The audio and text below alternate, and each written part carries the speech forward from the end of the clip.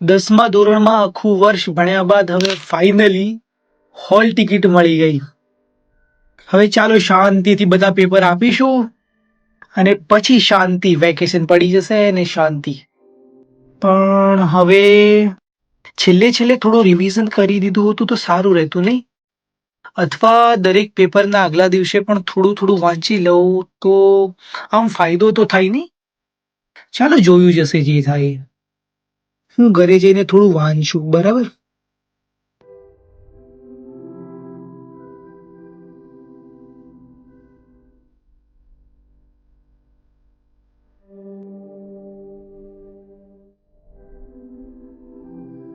કોનો મેસેજ છે?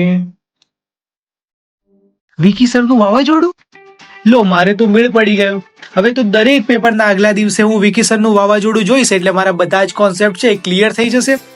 તો મિત્રો, બોર્ડની પરીક્ષાના દરેક પેપરની પહેલા હું તો વિકી સરનું વાવાઝોડું જોવાનો જ છું. તમે પણ જોવાનું ભૂલતા નહીં the Diwalipura youth YouTube channel પર.